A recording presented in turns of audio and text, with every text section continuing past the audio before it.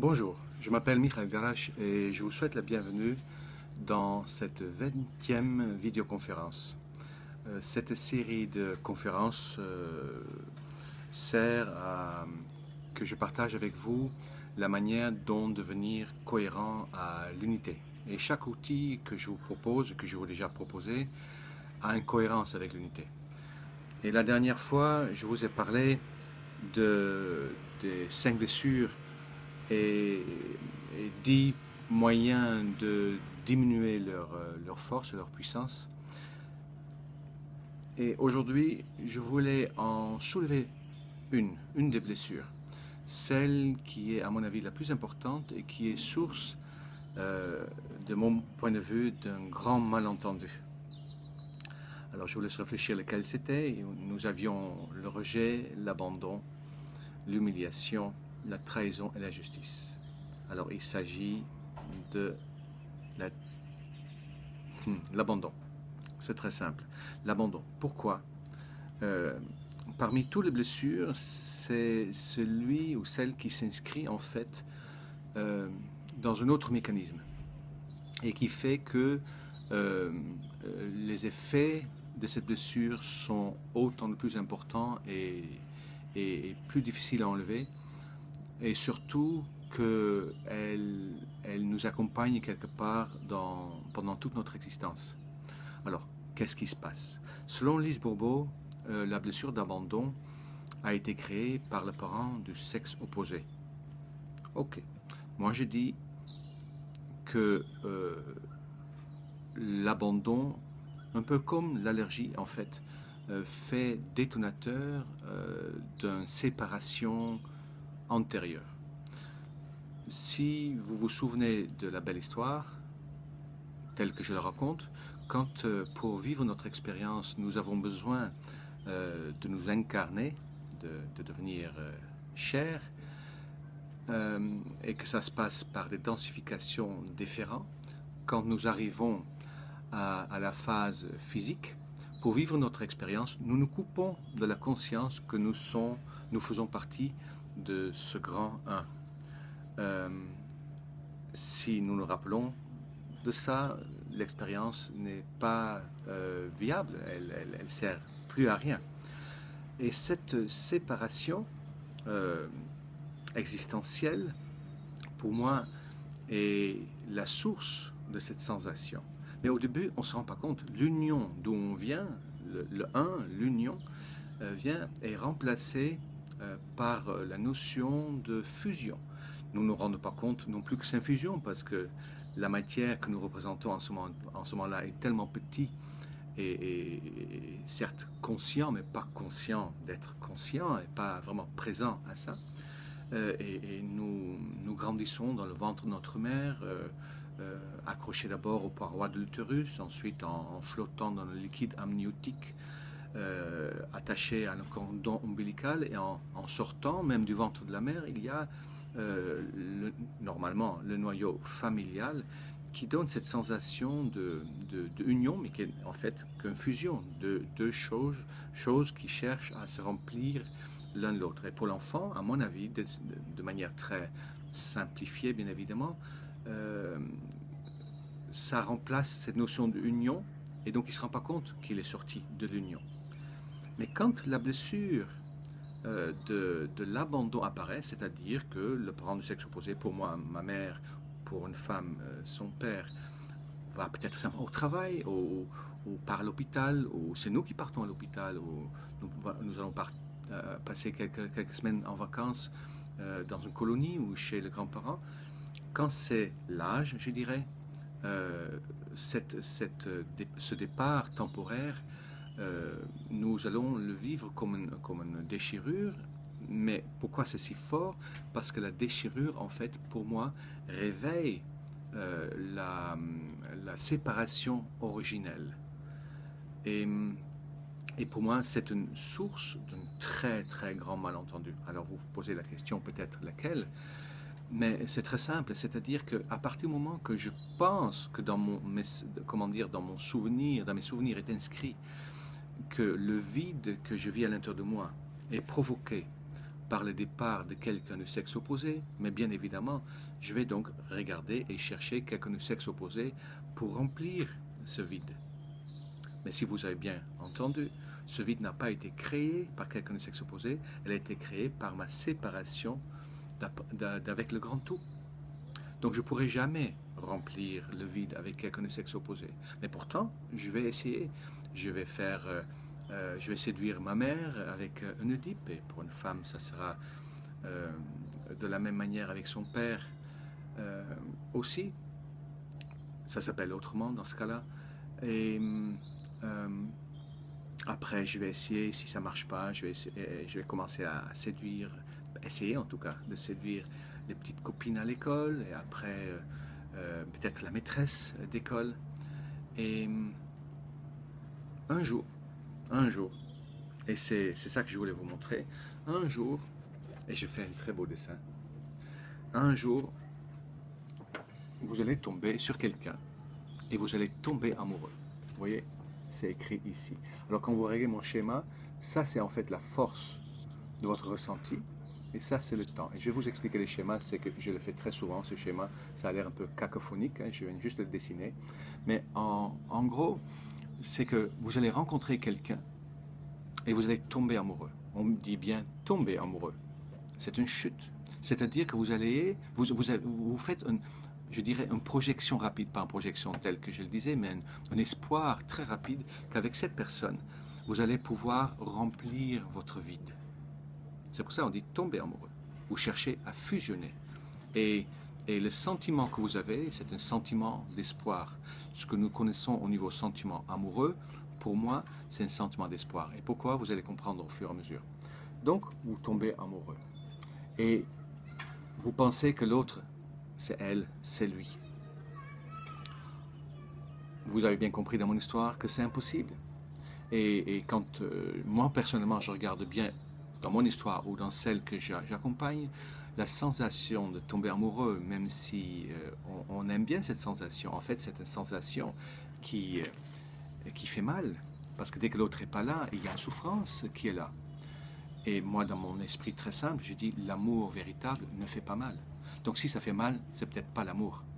Et ce que nous nous rendons compte qu'au début, donc effectivement, quand il y a cette fusion, parce que c'est pas une union, et c'est dirigé par Eros, en fait, c'est très physique.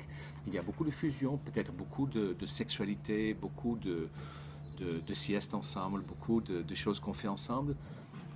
Et en étant convaincu que c'est l'amour, mais effectivement, nous allons essayer d'entretenir ça. Mais en fait, si vous avez bien compris, ce n'est pas de l'amour, c'est de la dépendance venant de l'abandon, et en fait un manque et un besoin que vous cherchez à combler. Donc il est très fort, ce sentiment. Et au fur et à mesure que vous êtes ensemble avec votre partenaire, vous sentez bien que le sentiment descend tout doucement avec le haut et le bas. Et vous avez l'impression de moins l'aimer. En fait, ce n'est pas que vous l'aimez moins, c'est la sensation d'espoir de combler le manque avec lui qui diminue. Et donc, ça diminue. Et vous allez tout faire par des variations à remonter la pente. Ça peut être par le sexe ou par le pouvoir, ou par d'autres manières, le voyage, comment dire, par la recherche de l'argent, par l'éblouissement. Le sexe en général, c'est ce qui marche le mieux à mon avis. Mais vous cherchez à remonter parce que vous pensez que c'est l'amour et vous ne voulez pas quitter cet endroit. Et pourtant, ça va descendre. Et à un moment donné, et c'est systématiquement, je le vois chez tout le monde, vous arrivez à ce que j'appelle le point de rupture, le breaking point. Alors, avant d'arriver à ce breaking point, vous voyez, il y a plusieurs possibilités. Quand vous pensez que c'est l'amour, alors, ce que vous pouvez faire, c'est quand le breaking point arrive, ou avant même, vous pouvez, pour retrouver cette sensation, donc vous pouvez tricher, donc trahir votre compagne ou compagnon avec quelqu'un d'autre, ou vous pouvez, je peux reculer, c'est même mieux, ou vous pouvez le quitter, et le boucle va recommencer infiniment, et à chaque fois ça prend 3, 4, 10, 20 ans. La question c'est combien de fois vous allez le répéter, et dans une autre séquence, je vais vous donner une petite formule sympa pour éviter que ça se répète, et que ça se répète, et que ça se répète. Alors, donc, effectivement, ça, c'est une manière de le faire. Donc, deux manières. Après, il y a une autre manière. C'est que, ça, c'est ici, comme j'ai dessiné, et c'est tomber enceinte. Ça veut dire que vous allez donc compenser le manque par quelqu'un d'extérieur, c'est toujours une chute, et cette fois-ci un bébé. Alors, ça rend les choses plus compliquées, parce que si c'est un garçon, alors vous allez donc avoir le DIP avec, et si c'est une fille, mais le père va avoir l'Electra avec. Hein, donc c'est le nom pour les filles. C'est pas le même phénomène, mais ça revient au même. Et un des deux parents va se sentir seul. Et s'il a deux enfants, chaque enfant va vers un parent. Mais les parents, en fait, n'ont fait que retarder le processus de descente de 18 ans ou de 20 ans. Et le problème n'est que reporté. Alors, ensuite, une autre manière de faire, c'est pour ne pas se laisser faire quitter par son compagnon, c'est de tomber malade. Vous voyez les trois chutes, tomber malade, tomber enceinte, tomber amoureux. Trois manières de combler le vide avec quelqu'un d'autre. Et là, vous voyez un petit tête de mort. Alors ça, c'est nos aïeuls, et nous aussi, on peut le faire, on abdique. Ça veut dire, c'est comme ça. On n'a pas le droit de divorcer. Je ne vais pas divorcer parce que j'ai peur d'être seul. Je ne sais pas faire. C'est aussi un grand sujet à soi. Alors, et donc du coup, on quitte et on regarde bien. J'ai marqué ici un E et là un I, parce qu'en réalité, tout ce qui concerne ici, c'est que il n'y a pas vraiment recherche d'unité, et il n'est pas vraiment conscient. Mais si ça, c'est tomber amoureux, mais où est l'amour? Mais si vous voyez bien, l'amour est, dans mon dessin est ici. L'amour est l'union. Et le grand défi pour moi d'un couple et du fait de tomber amoureux, c'est justement d'aller vers l'unité, vers l'amour. Et ça ne veut pas dire que tomber amoureux n'est pas bien. Au contraire, tomber amoureux, pour moi, c'est la carotte, c'est l'invitation, c'est avec toi, je veux bien y aller et je m'engage pour le meilleur et pour le pire. Et le pire se trouve ici, pour le meilleur et pour le pire, de continuer à faire le chemin. Alors c'est quoi le chemin? Comment faire pour aller de là à là? Mais c'est-à-dire que c'est un peu le chemin que j'ai marqué au-dessus un petit peu. C'est au début, notre relation est un peu dans Eros.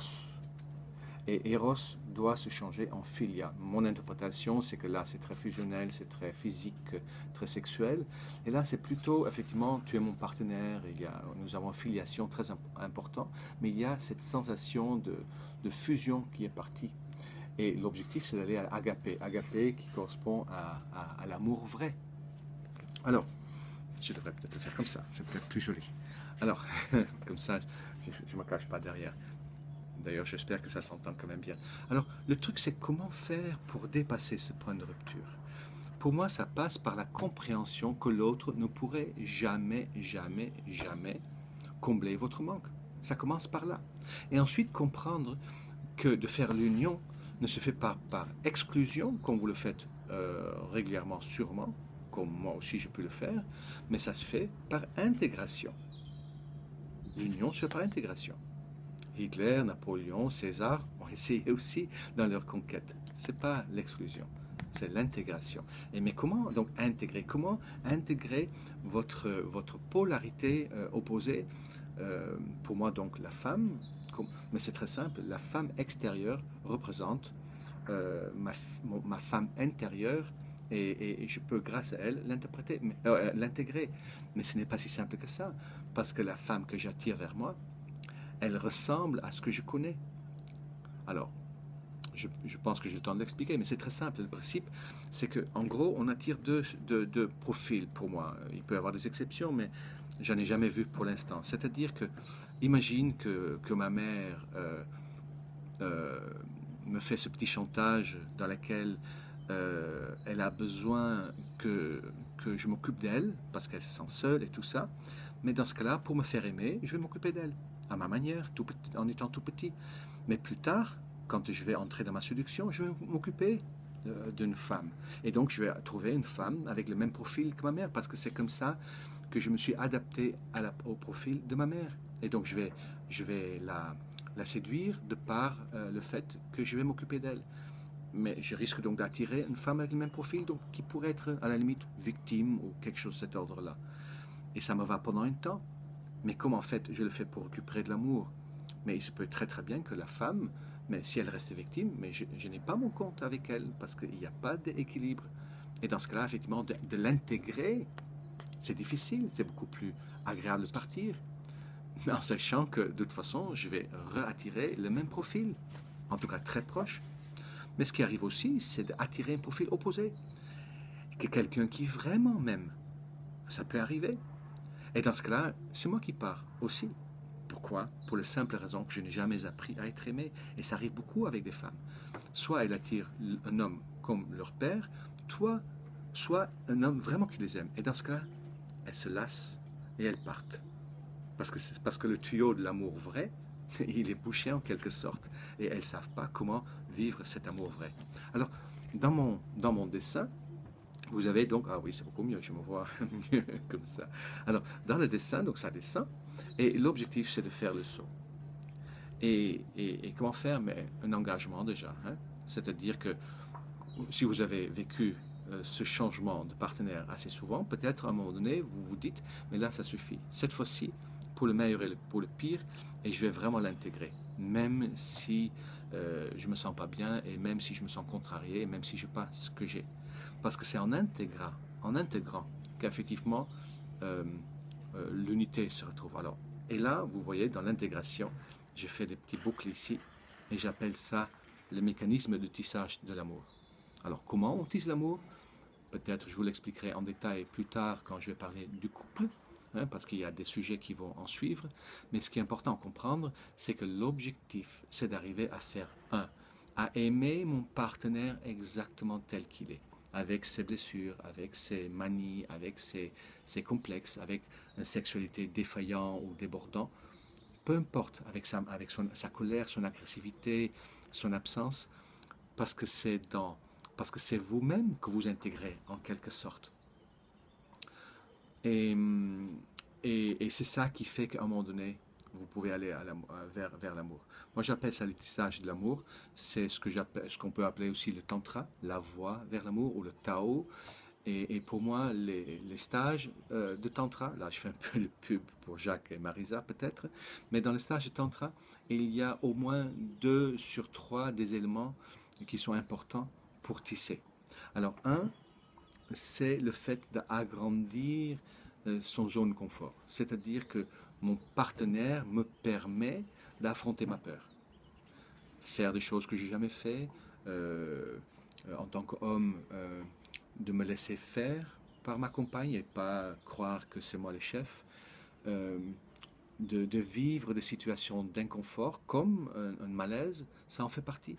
Un deuxième aspect, c'est ensemble chercher cette énergie commune pour se relier. Donc l'autre, mon partenaire, est en fait l'occasion rêvée pour arriver à l'unité. Et ça, c'est donc cet effet énergétique, mais ça peut être des exercices comment dire, de yoga tantrique pour jouer avec cette énergie. Mais ça peut être aussi des pratiques de sexualité différentes, qui ne sont pas basées sur une jouissance physique, mais sur la notion de remonter l'énergie. La troisième facette, bien sûr, c'est d'avoir l'attitude divine autant que possible face à l'autre.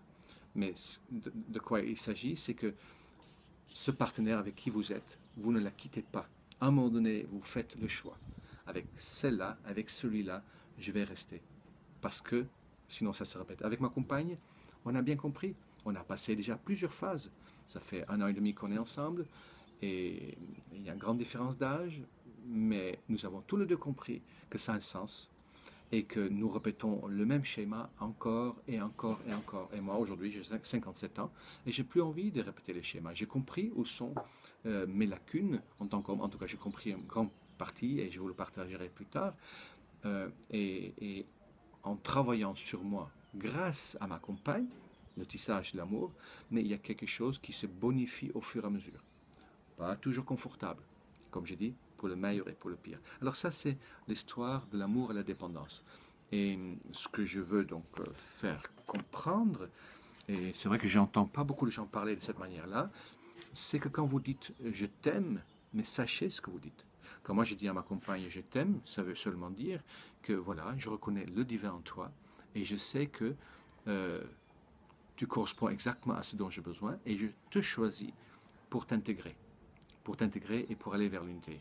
Ça a l'air un peu froid, c'est pas vrai, il y a aussi des sentiments. Et tant que je ne suis pas arrivé à l'unité, il y a une grande dose de dépendance. Hein, moi aussi, j'ai des résistances par rapport à un certain départ, où moi aussi j'ai envie de combler ce vide avec peut-être une autre femme, ou avec un enfant, ou en me rendant malade.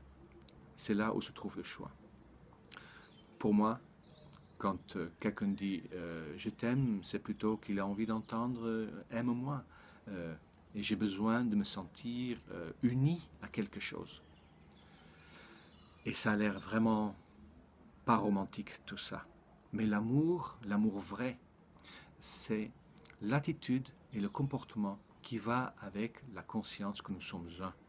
Ça veut dire que je traite ma compagne comme moi-même. Ça veut dire que je suis conscient que je suis créateur de mon histoire. Ça veut dire que je crée chaque situation exactement comme j'en ai besoin. C'est ça l'amour. L'amour n'est pas une émotion. L'amour est un état d'être. L'amour, c'est l'état de paix que deux personnes trouvent en faisant ce travail d'intégration. Et c'est très rare de devenir un couple exceptionnel, comme je les appelle. Euh, J'étais presque arrivé avec ma compagne de longue date. Il manque quelque chose que j'avais besoin de réparer. Et ok, peut-être cette fois-ci je vais y arriver. Mais c'est un mécanisme que j'arrête jamais. Si je veux trouver la connexion avec mon Dieu intérieur, mais ça passe par là. Ça ne veut pas dire que vous êtes obligé d'être en couple. Non, ce travail d'intégration, vous pouvez le faire à travers de tout le monde.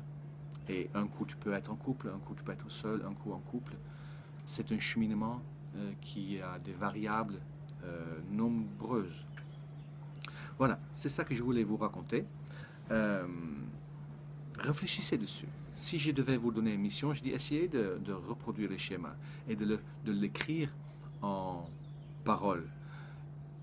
Et soyez conscient que quand vous entamez une relation avec quelqu'un, ce n'est pas de l'amour qui est en œuvre, c'est la dépendance. Et la dépendance avec l'antidépendance. Certaines personnes disent mais je suis plus dépendant, mais ils sont antidépendants, ou ils se sont rendus indispensables, ou ils sont devenus victimes, ou ok, il y a plein de mécanismes. Je pourrais encore parler pendant une heure, mais je suis arrivé à mes 22 minutes. Je vous souhaite une très belle journée et à tout bientôt.